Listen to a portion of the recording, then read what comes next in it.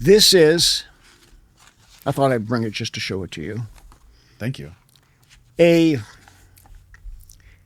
1733 edition of the Rituale Romanum.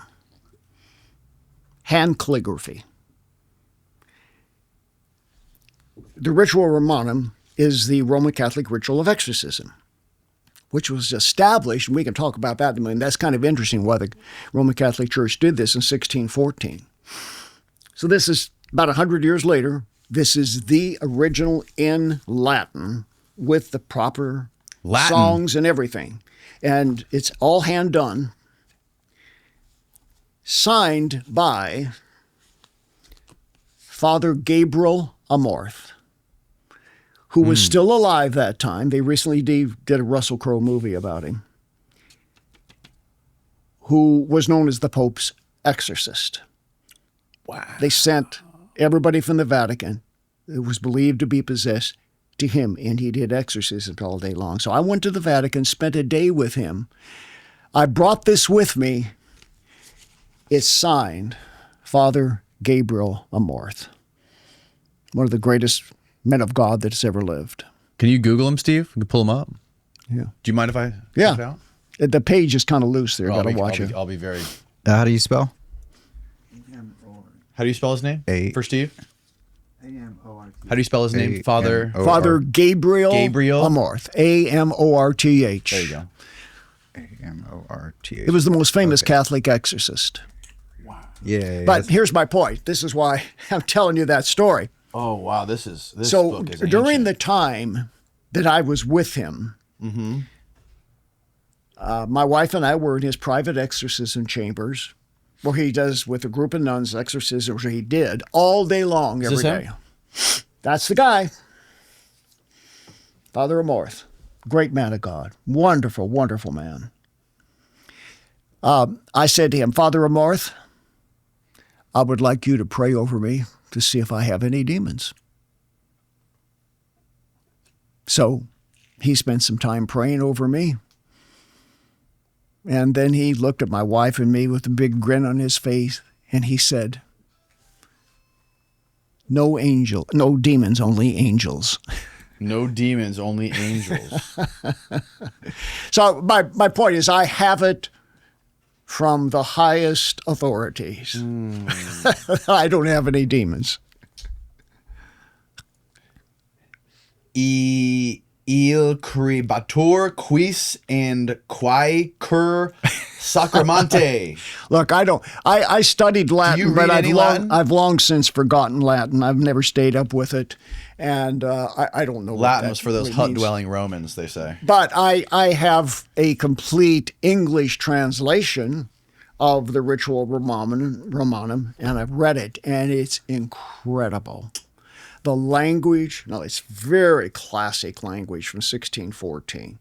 And it was revised again in, 1999, I guess it was, in Vatican II. But when you read this, I want to tell you, these old monks knew what they're dealing with, and they were dealing with real demons. In fact, that was the period in church history when there was a major shift in this whole exorcism thing with the Reformation. And not too many people know about that. Want to hear about it? Of course. Well, the Reformation, which started in 1517, when Martin Luther nailed his theses on the Wittenberg door, his grievances against the Catholic Church. Before then, there were what was called the Reformers. Throughout Europe, various theologians who were starting to depart from the Catholic Church, because at that point, the Catholic Church was all you had, basically. Right. So they broke away in these splinter groups, the Anabaptists and so on. And Martin Luther congealed all of that with his theses, which formalized the beginning of the break for the Protestant Reformation. But what most people don't know is that much of the battle that was being fought was not about theology, was not about plenary indulgences, was not about the papacy and the infallibility of the Pope ex cathedra. It was about exorcism. They were fighting about exorcism.